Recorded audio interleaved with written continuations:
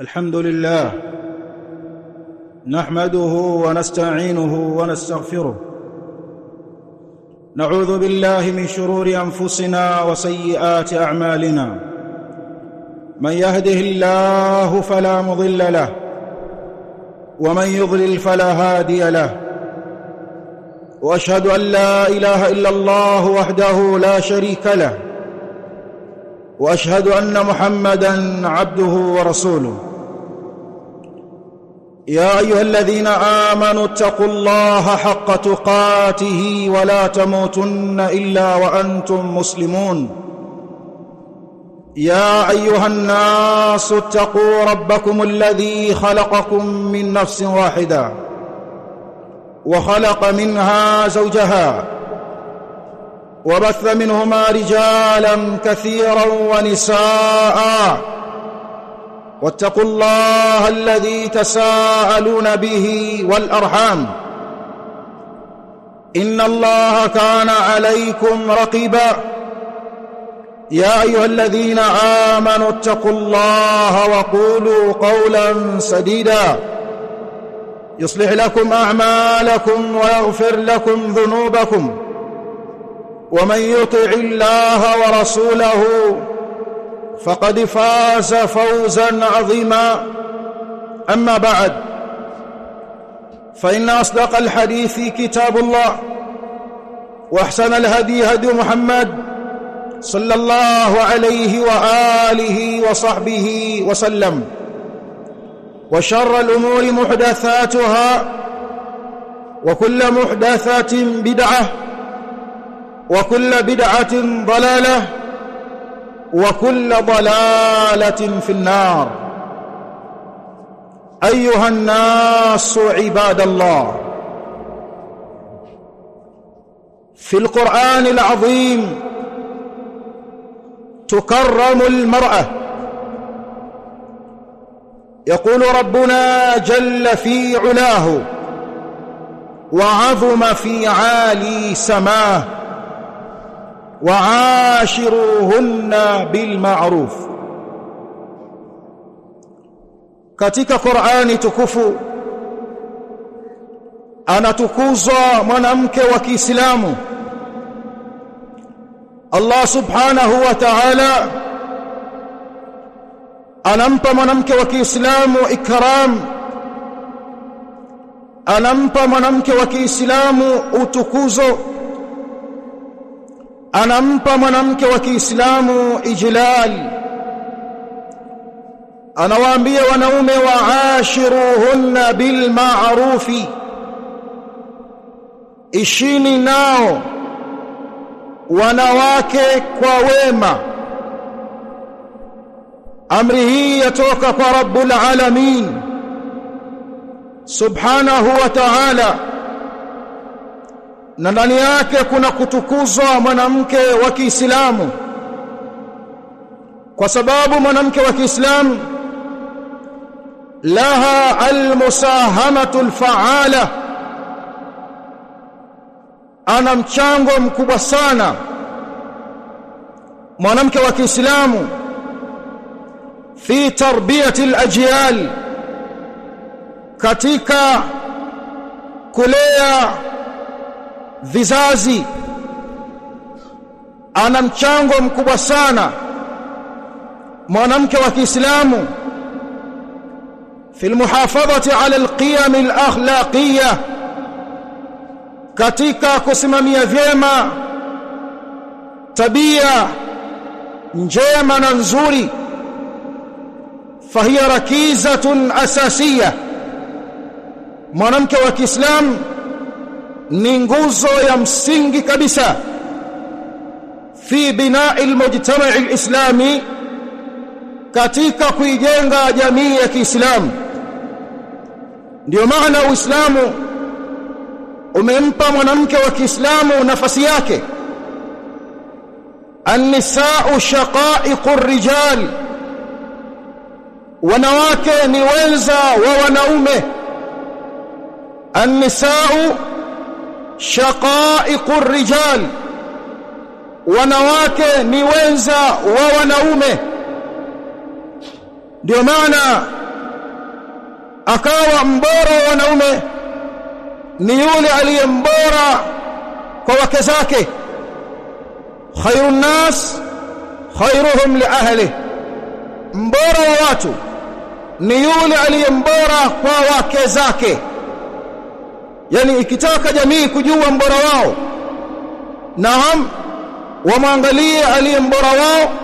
Kipimo cha ubora kinatazamwa kupitia upande wa wanawake, ndipo wanapatikana mbora katika wanaume. Yote haya huonesha manzila na daraja na nafasi aliyowekwa mwanamke wa Kiislamu katika sharia ya Allah subhanahu wa ta'ala. Ayuha an-nas ibadallah, فالمرأة في طفولاتها قرة العين وثمرة الفؤاد. huyu mwanamke wakati wa utoto wake, alipokuwa utotoni, qurratul ain ilikuwa ni tulizo la jicho, alikuwa ni tulizo la jicho, wa thamaratul fuad, na ni tunda la moyo. Kwa nani? Liwalidaiha, kwa wazazi wake wawili, wa ikhwaniha, na kaka zake walikuwa wakimpenda mtoto huyu, binti huyu alipokuwa mdogo, lakini kadhalik ni tunda la mioyo yao. Wa idha kabarat, na akikuwa mwanamke huyu, kibinti hiki kikawa, akawa ni mkubwa, akawa tayari baligha, amesha balaghe, fahiya almuazzaza almukarrama, bado anabaki kuwa muazzaza, anapewa izza, mukarrama, anatukuzwa na anapewa heshima zake. Akikuwa anakuwa ni muazzaza, mukarrama, naam, mbele ya wali wake, yagharu alaiha, wali wake anakuwa na wivu na binti yake, kaka yake anakuwa na wivu na dada yake. Fala yarda, hataridhia msimamizi wa binti huyu an tamtadda ilaiha yadun bisu, ukunjuke mkono wowote kuelekea kwa binti huyu kwa ubaya. Haridhii wali wake, lakini kadhalik haridhii ulimi wowote umtaje kwa adha, umtaje kwa mabaya. Naam, wala haridhii wali wa mwanamke huyu, hataridhia kadhalik atajwe kwa ubaya, wala atazamwe na jicho la khiana. Yote hii kuonesha nafasi walizokuwa nazo mabinti wa Kiislamu, mabinti wa Kiislamu katika sharia. Wanalelewa malezi yaliyokuwa mazuri, wazazi wao wanakuwa na ghaira, mawali wao wanakuwa na ghaira, wanawafanya ihsan katika malezi yao, kama alivyosema Mtume sallallahu alaihi wasallam katika hadith aliyotaja al-Imam at-Tabarani katika al-Mu'jam al-Awsat, na ameitaja al-Imam al-Baihaqi katika Shu'ab al-Iman, wal-lafdh lahu, na lafdhi hii hadith ni al-Imam al-Baihaqi. Hadith ameitaja al-Allama al-Fahama muhaddith al-asr Muhammad Nasiruddin al-Albani katika Sahih al-Jami' kutoka kwa al-Mu'minin عبد الله عائشة رضي الله تعالى عنها. يقول نبينا أنا سامم تبوات عليه الصلاة والسلام: ليس أحد من أمتي يعول 3 بنات أو 3 أخوات فيحسن إليهن إلا كن له سترا من النار. حتى باتكان يوت katika umma wangu huu ambaye atawasimamia kimalezi mabinti 3 au dada zake 3, fayuhsinu ilayhinna, akawafanyia ihsani, kwa maana akasimamia malezi yao, wa anfaqa alayhinna wa adabahunna biadab alislam, akawaadabisha kwa adabu za Kiislamu, ma'a ma la budda minhu min umuri ad-din, jumlisha yale mambo ya lazima katika mambo ya dini, kwamba binti huyu ayajue na ayafahamu. Hakuna yeyote atakayefanya hayo kwa mabinti zake watatu au kwa dada zake watatu, illa kunna lahu sitran minan nar, isipokuwa watatu hawa watakuwa ni wiqaya, ni hifadhi, ni ngome, ni ngao kutokamana na huyu mtu kuingia katika moto wa jahannam. Mabinti zake watamkinga na moto wa jahannam, dada zake watamkinga kutokamana na moto wa jahannam. Nafasi ya mwanamke katika Uislamu. Wa idha tazawajat, na ikitokea huyu binti ameolewa, kana dhalika bikalimati llahi wa mithaqihi alghalidh, hilo litakuwa kwa neno la Allah, litatimu jambo la kuolewa kwake kwa neno la Allah na maagano magumu ya Allah. Allah anasimamia ndoa ya mwanamke wa Kiislamu. Haikuwa ndoa ila kwa neno la Allah. Allahu akbar. Angalia nafasi ya mwanamke katika Uislamu, kwamba Allah analiingilia kati jambo lake, kwamba halitimu jambo la kuolewa mpaka Allah ahusike. Naam, hadithi ya Jabir bin Abdullah al-Ansari ametaja Muslim na wengine katika ahlul ilm. Tumenasema alayhi salatu wassalam, ittaqullaha fi an-nisa fa innakum akhadhtumuhunna bi amanati llah wastahlaltum furujahunna bi kalimati llah. Mcheni Allah kwa wanawake, kwani hakika nyinyi mmewachukua hao bi amanati llah, kwa amana ya Allah, na mmehalalikiwa na tupu zao kwa neno la Allah. Neno la Allah limekuhalalishia binti ya watu. Neno gani hilo? Baadhi ya ilmu wanasema ni neno la al-ijab wal qabul. Nimekuozesha, nimemuoa.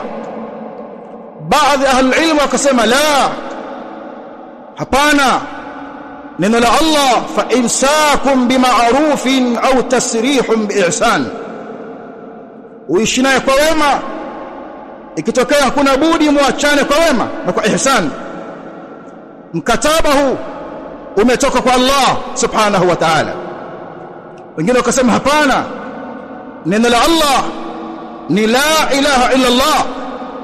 Pale ulipokuwa wewe ni muslim ukaozeshwa muslima, wa illa ungelikuwa ni kafir, aduwullah wa aduwwu rasulihi, usingelimpata huyu. Allah ana neno lake kwenye Qur'an, wala tunkihu almushrikina hatta yu'minu wala 'abdun mu'min khayrun min mushrikin walau a'jabakum ulaika yad'una ila an-nar wallahu yad'u ila al-jannah wal maghfirati bi'idhnihi. Na wala msiwaozeshe washirikina mpaka waamini, na kumwozesha mtumwa wa Kiislamu ni bora zaidi. Wala 'abdun mu'min khayrun min mushrikin walau a'jabakum ulaika yad'una ila an-nar wallahu yad'u ila al-jannah wal maghfirati bi'idhnihi wa yubayyinu ayatihi lin-nas. Al-aya. Kwa hiyo alipoolewa huyu mwanadada wa Kiislamu, ameolewa kwa neno la Allah, la ilaha illa Allah. Naam, wa idha kanat umma, na ikitokea mwanadada huyu wa Kiislamu aliolewa akigeuka kuwa ni mama mwenye mtoto au mama mwenye watoto, naam, likiwa hilo kana birruha huwa kulakum tendea wema maqrunan bihaqqillah, hilo limeambatanishwa sambamba na haki za Allah.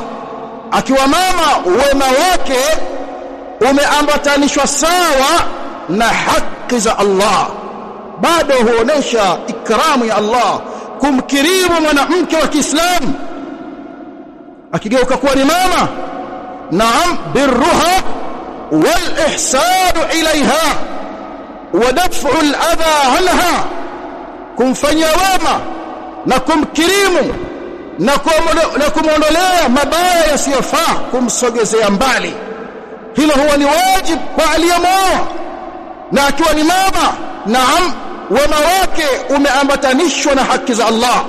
wa qadha rabbuka alla ta'budu illa iyyahu wa bil walidayni ihsana imma yablughanna 'indaka al kibar ahaduhuma aw kilahuma fala taqul lahumā uff ولا تنهرهما وقل لهما قولا كريما واخفض لهما جناح الذل من الرحمة وقل رب ارحمهما كما ربياني صغيرا.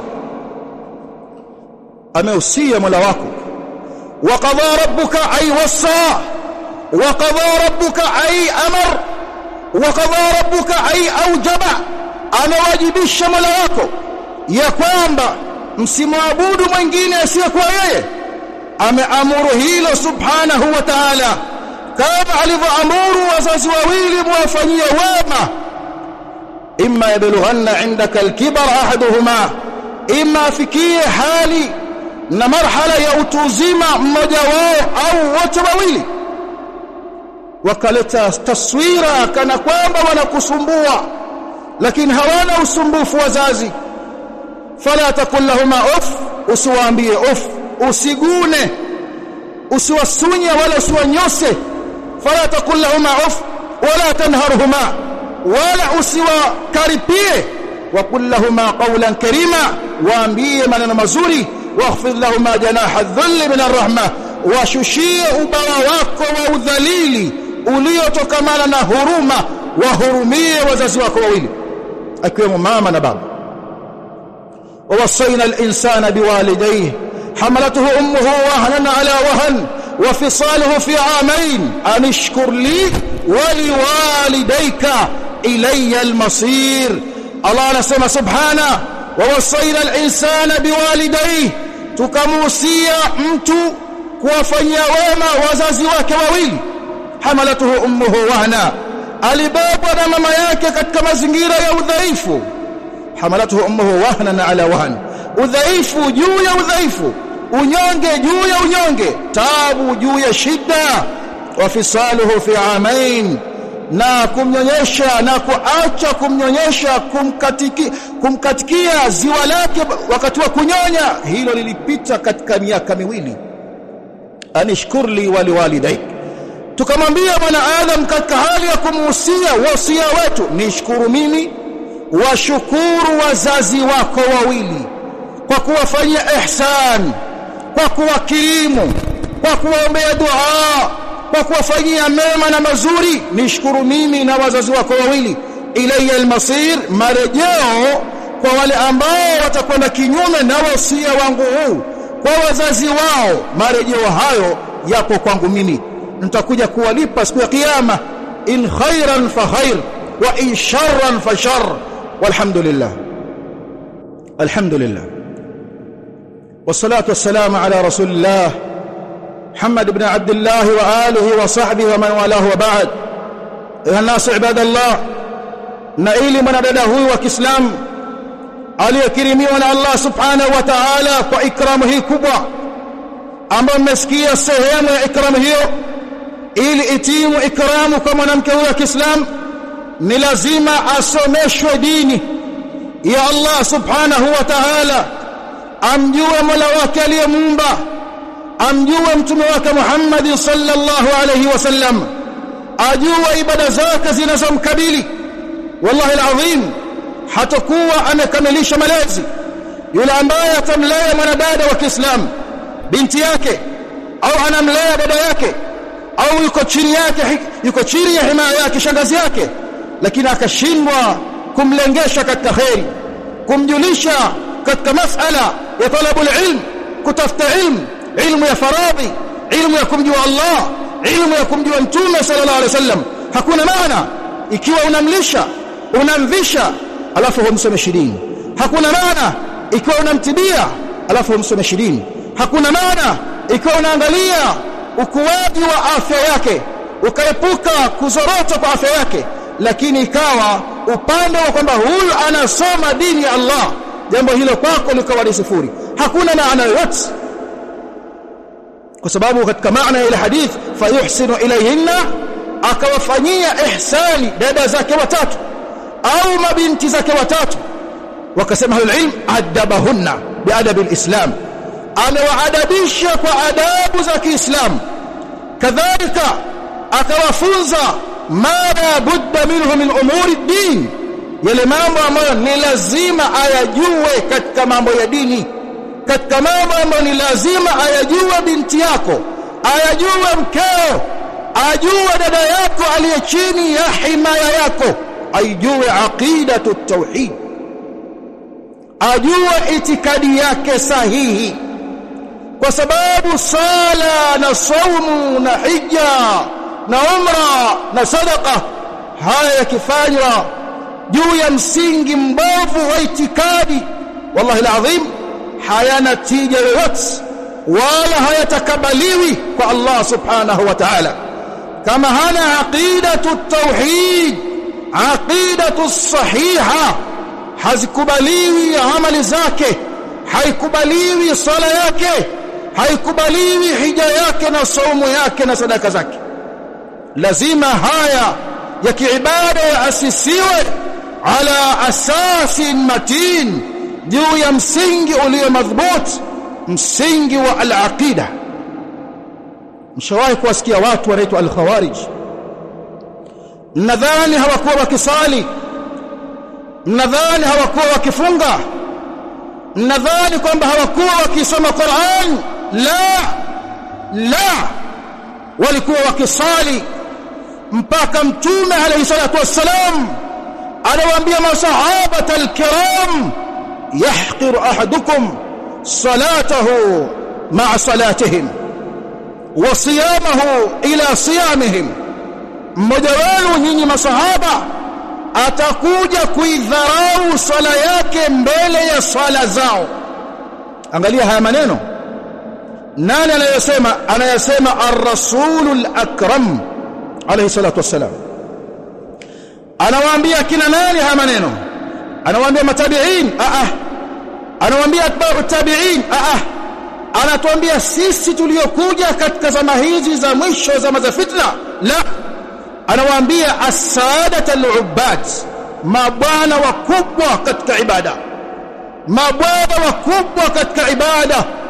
Anawaambia al-muhajirin wal-ansar, anamwambia Abdullah bin Amr bin al-As, anamwambia Abdullah bin Umar bin al-Khattab, anamwambia Jabir bin Abdullah al-Ansari, anamwambia Hudhaifa ibn al-Yaman, anamwambia Abu Darda, anamwambia Abu Dahdah, anawaambia Abu Huraira lakini Anas ibn Malik, anawaambia as-sadat al-ubbad, kwamba nyinyi mmoja wenu ataidharau sala yake mbele ya sala zao. Sahaba aidharau sala yake mbele ya sala ya siku sahaba. Atadharau mmoja wenu funga yake mbele ya funga zao. Watasoma sana Qur'ani hao, lakini haitowavuka kwenye makoo yao ikawaingia kwenye mioyo yao. Wanasoma Qur'an, naam, sana. Ibn Abbas kabla ya kufika kwenye msikiti wao kule Harura, anasikia dawi, mvumo mithili ya mvumo wa nyuki jinsi wanavyosoma Qur'an, wanafunga, wanasali sana, wameipa nyongo dunia. Alipokuja Ibn Abbas amependeza, wakamshangaa, wewe sahaba unapendeza namna hii, ma hadhihi alhulla, yani mbona hukukaa kidini dini, mbona hukukaa kiakhira, mbona umependeza hivi wewe? Maana ni watu ambao taraku dunia, wameiacha dunia nyuma ya migongo yao. Wanasali, wanasoma sana Qur'an, wanafunga sana, lakini mwisho wa hadith anasemaje bwana mtume alayhi salatu wassalam? Anasemaje bwana mtume alayhi salatu wassalam? Anasema yakhrujuna min al-islam kama yamrukuna min ad-din kama yamruku as-sahmu min ar-ramiya. Watatoka kwenye dini, watatoka kwenye dini ya Kiislamu mithili ya unavotoka mshale kutoka kwenye mnyama aliyepigwa mshale huo, ar-ramiya. Law adraktuhum, law ningeliwadiriki hao, law ningelikuwepo kwenye zama zao na nyakati zao, mimi Muhammad, law ningelikuwa hai, la aqtulannahum qatla 'ad, la aqtulannahum qatla 'ad, ningeliwaua nikawasambaratisha kama watu wa Nabii Hud walivyosambaratishwa na Allah. Allah anauliza kwenye Qur'an juu ya watu wa Hud, fahal tara lahum min baqiya, umemuona yeyote miongoni mwao aliyebaki? Umemuona yeyote miongoni mwao aliyebaki? Ndivyo angewafanya Mtume Muhammad alayhi salatu wassalam. Iko wapi Qur'ani yao? Imekwenda wapi saumu yao? Ziko wapi zile swala zao? Pale walipoasis ibada hizi adhima katika misingi ya itikadi isiyokuwa itikadi ya Mtume alayhi salatu wassalam, hawa itikadi yao wanamkufurisha Muislamu birtikabil kabira, kwa kutenda dhambi kubwa, kwa wao wanakuwa ni kafirun. Hii itikadi si itikadi ya Mtume sallallahu alayhi wasallam. Itikadi yao wanawakufurisha Waislamu, wanawaua Waislamu, wayadauna ahla al-awthan, na wanawaacha wale wenye kuabudia mizimu. Haya sio maelekezo ya Mtume alayhi salatu wassalam. Umeona nafasi ya akida? Sasa unamlea, ananenepa, alhamdulillah dada yako, unamlea, unamnenepesha, alhamdulillah binti yako. Lakini je, vipi katika upande wa dini? Vipi katika upande wa aqida? Aqida ahamu shay ya ibadallah, walhamdulillahi rabbil alamin.